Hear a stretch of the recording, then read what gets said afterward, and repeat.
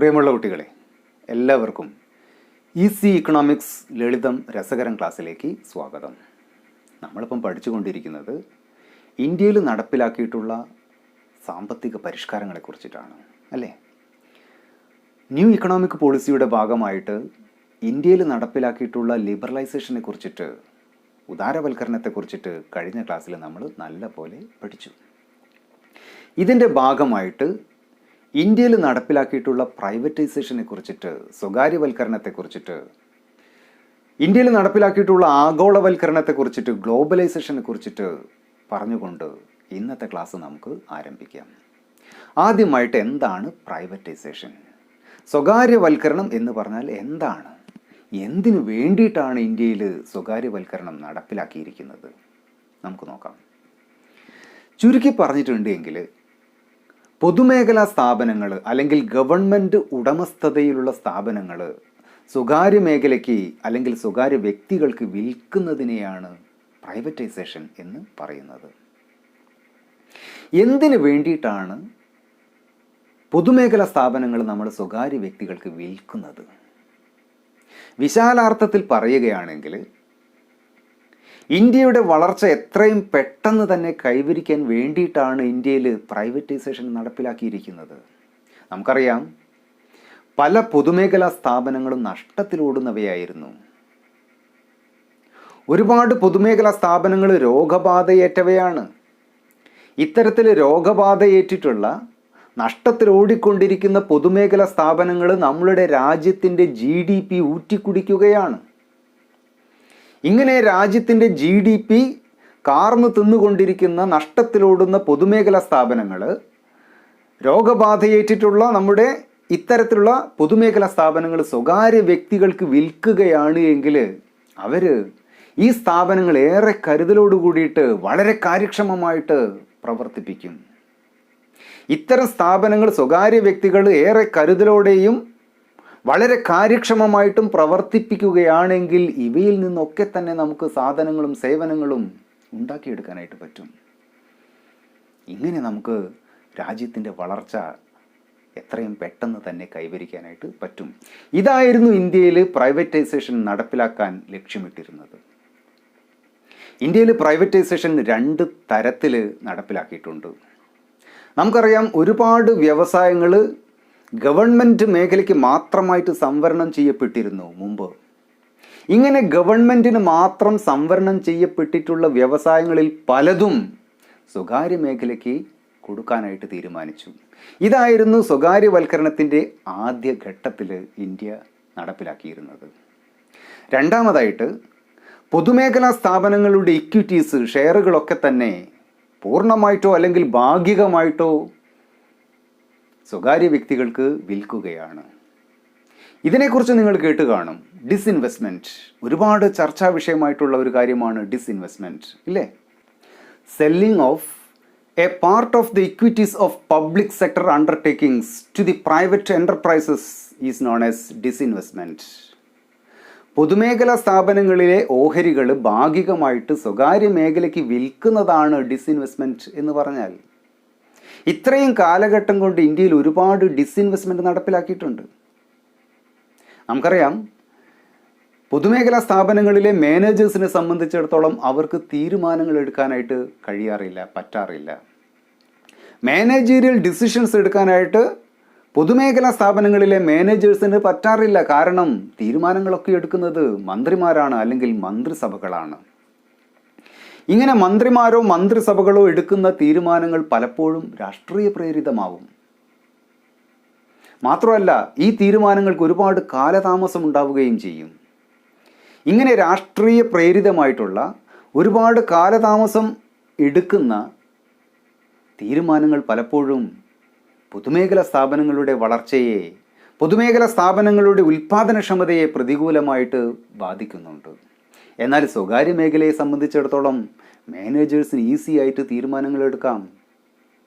ഉയർന്ന സാങ്കേതിക വിദ്യയിൽ അധിഷ്ഠിതമായിട്ടുള്ള, ആരോഗ്യപരമായിട്ടുള്ള മത്സരത്തോടു കൂടിയിട്ടുള്ള ഉൽപ്പാദന സംവിധാനം ഒരുക്കിയെടുക്കാനായിട്ട്, അതിനുതകുന്ന തരത്തിലുള്ള തീരുമാനങ്ങൾ കൈക്കൊള്ളാനായിട്ട് സ്വകാര്യ മേഖലയിലെ മാനേജേഴ്സിന് കഴിയുന്നത് കൊണ്ട് തന്നെ അവരുടെ ഉൽപ്പാദനക്ഷമത വളരെ കൂടുതലാണ്. ഒബ്ജക്റ്റീവ്സ് ഓഫ് പ്രൈവറ്റൈസേഷൻ, സ്വകാര്യവൽക്കരണത്തിൻ്റെ ലക്ഷ്യങ്ങൾ. റേസിംഗ് ഫണ്ട്സ് ഫ്രം ഡിസ്ഇൻവെസ്റ്റ്മെൻറ്റ്, ഓഹരി വിൽപ്പനയിലൂടെ പണം സമാഹരിക്കുക. രണ്ടാമതായിട്ട് improving the financial condition of the government, ഗവൺമെൻറ്റിൻ്റെ സാമ്പത്തിക സ്ഥിതി മെച്ചപ്പെടുത്തുക. മൂന്നാമതായി bringing healthy competition within an economy, രാജ്യത്ത് ആരോഗ്യപരമായിട്ടുള്ള മത്സരം സാധ്യമാക്കുക. അവസാനമായി making way for foreign direct investment, വിദേശ നിക്ഷേപത്തിനുള്ള വഴി തെളിയിക്കുക. ഇവയെല്ലാമാണ് പ്രൈവറ്റൈസേഷൻ്റെ ലക്ഷ്യങ്ങൾ. നമ്മുടെ രാജ്യത്തിലെ പൊതുമേഖലയുടെ കാര്യക്ഷമത വർദ്ധിപ്പിക്കാനുള്ള ഏതാനും നടപടികളും ഗവൺമെൻറ് ഇവിടെ കൈക്കൊണ്ടിട്ടുണ്ട്. മാനേജീരിയൽ ഡിസിഷൻസ് എടുക്കുന്നതിന് വേണ്ടിയിട്ട് ഏതാനും ചില കമ്പനികൾക്ക് ഗവൺമെൻറ് സ്വയംഭരണാധികാരം നൽകുകയുണ്ടായിട്ടുണ്ട്. ചില കമ്പനികൾക്ക് നവരത്ന, മഹാരത്ന, മിനിരത്ന എന്നിങ്ങനെ പദവികൾ പതിച്ചു നൽകുകയുണ്ടായി. ഇത്തരം കമ്പനികൾക്ക് സാമ്പത്തികപരമായിട്ടും ഭരണപരമായിട്ടുമുള്ള തീരുമാനങ്ങൾ, ഡിസിഷൻസ് എടുക്കാനായിട്ട് ഇനി പറ്റും. ഇങ്ങനെ സാമ്പത്തികപരമായിട്ടും ഭരണപരമായിട്ടുമുള്ള തീരുമാനങ്ങൾ എടുക്കാൻ ഇത്തരം മഹാരത്ന, നവരത്ന, മിനിരത്ന കമ്പനികൾക്ക് പറ്റിയത് കൊണ്ട് തന്നെ അവരുടെ ഉൽപാദനക്ഷമതയും അവരുടെ കാര്യക്ഷമതയും ഒക്കെ തന്നെ വർദ്ധിച്ചിരുന്നു. സ്വയം ഭരണാധികാരം ലഭിച്ചിട്ടുള്ള കമ്പനികളെ നമുക്ക് പരിചയപ്പെടാം. മഹാരത്ന കമ്പനികൾ: A, Indian oil corporation limited അഥവാ IOC.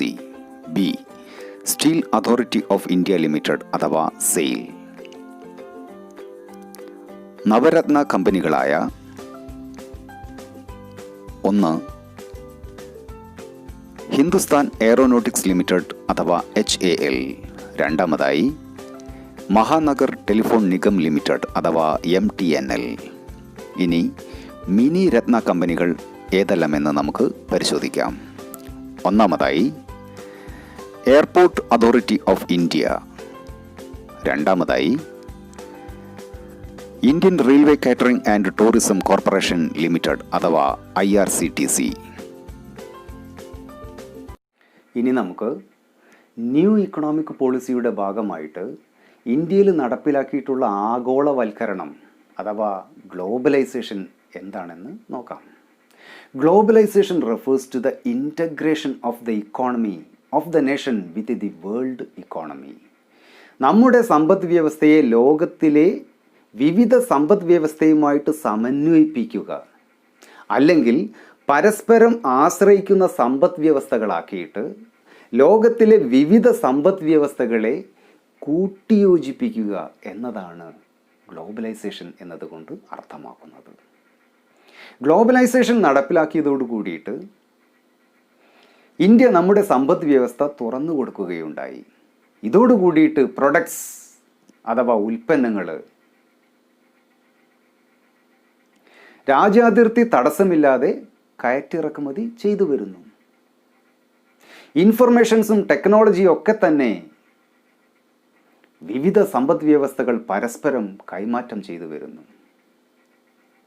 ഉദ്യോഗത്തിന് വേണ്ടിയിട്ടും വിദ്യാഭ്യാസത്തിന് വേണ്ടിയിട്ടും ജനങ്ങൾ വിവിധ സമ്പദ് വ്യവസ്ഥകളിൽ യഥേഷ്ടം കടന്നു ചെല്ലാനായിട്ട് പറ്റുന്നു.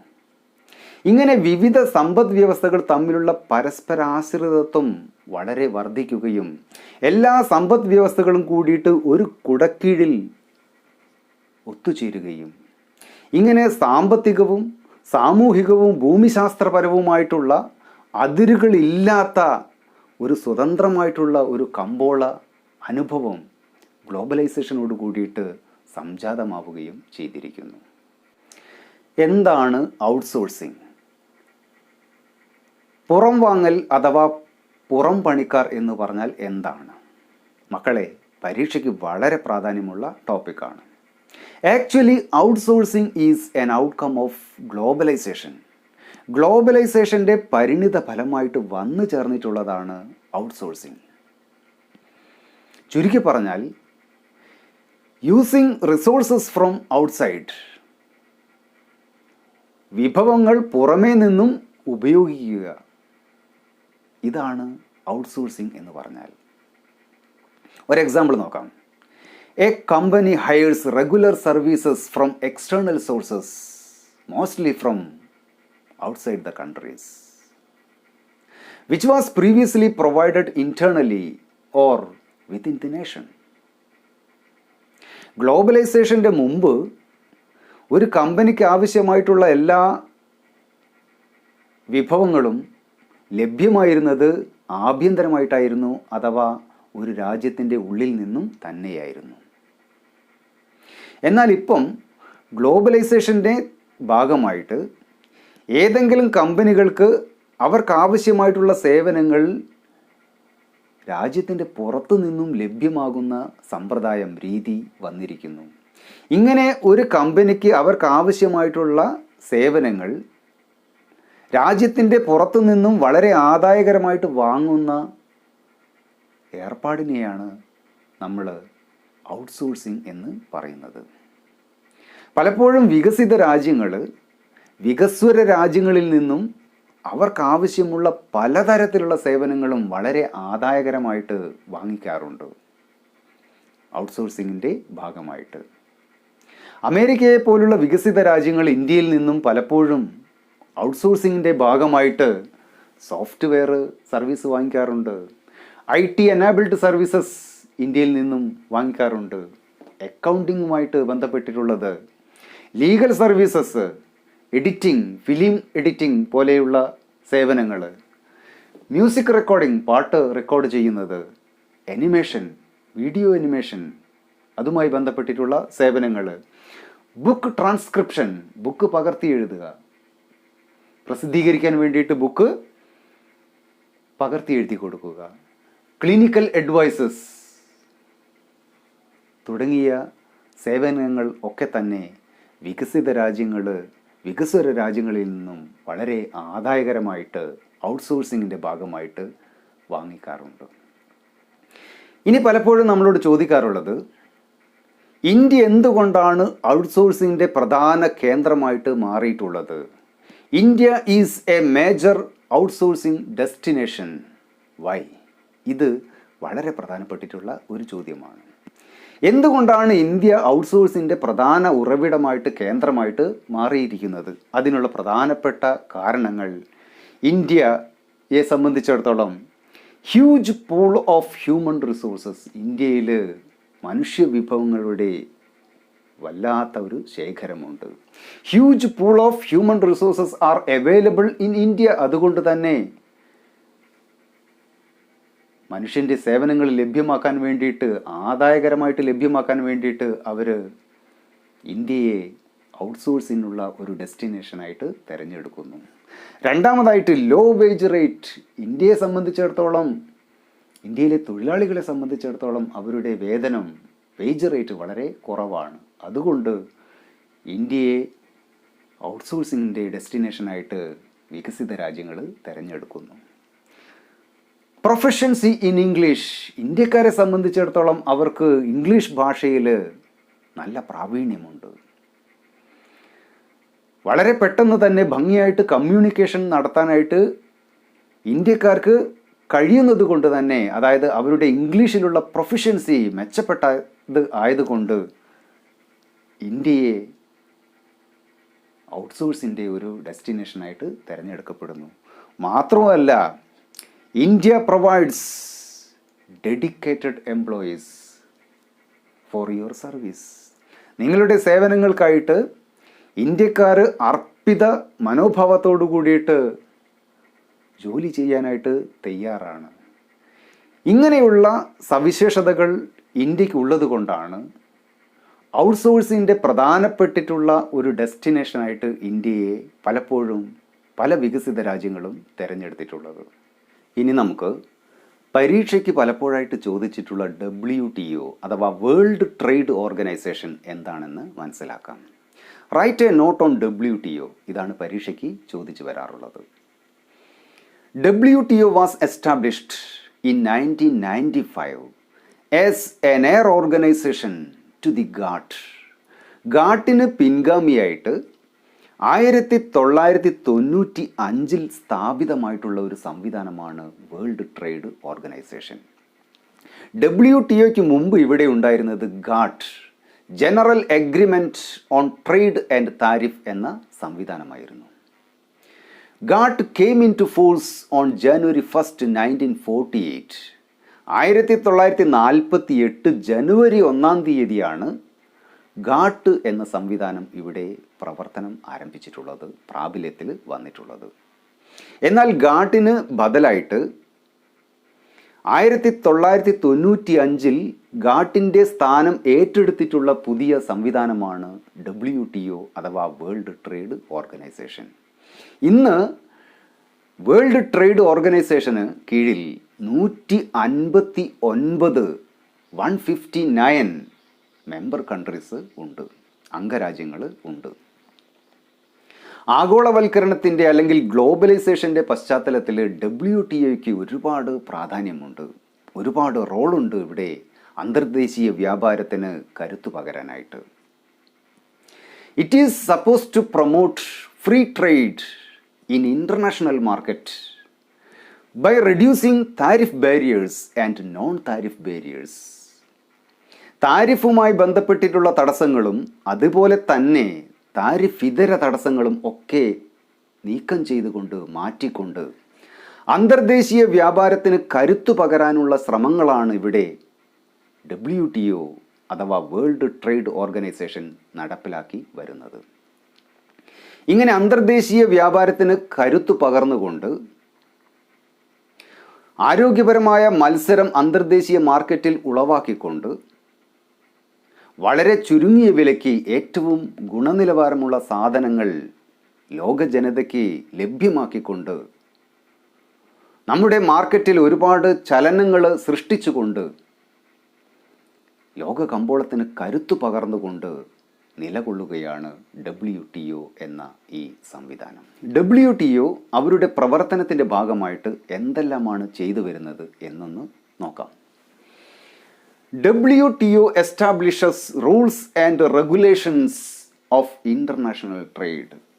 അന്തർദേശീയ വ്യാപാരത്തിന് ആവശ്യമായിട്ടുള്ള റൂൾസ് ആൻഡ് റെഗുലേഷൻസ്, നിയമങ്ങളും വ്യവസ്ഥകളും ഇവിടെ നിർദ്ദേശിക്കുന്നത് വേൾഡ് ട്രേഡ് ഓർഗനൈസേഷനാണ്. ഇവിടെ ഏതെങ്കിലും ഒരു രാജ്യത്തിന് ഏകപക്ഷീയമായിട്ട് തീരുമാനങ്ങൾ എടുക്കാനായിട്ട് പറ്റില്ല. ആവശ്യമുള്ള എല്ലാ റൂൾസ് ആൻഡ് റെഗുലേഷൻസും പുറപ്പെടുവിക്കുന്നത് വേൾഡ് ട്രേഡ് ഓർഗനൈസേഷനാണ്. അതുപോലെ തന്നെ WTO provides a forum for negotiation and for settling disputes. അംഗരാജ്യങ്ങൾക്കിടയിൽ എന്തെങ്കിലും തരത്തിലുള്ള തർക്കങ്ങളുണ്ടെങ്കിൽ അവ രമ്യമായിട്ട് പരിഹരിക്കുന്നതും WTO ആണ്, അല്ലെങ്കിൽ WTOയുടെ നേതൃത്വത്തിലാണ്.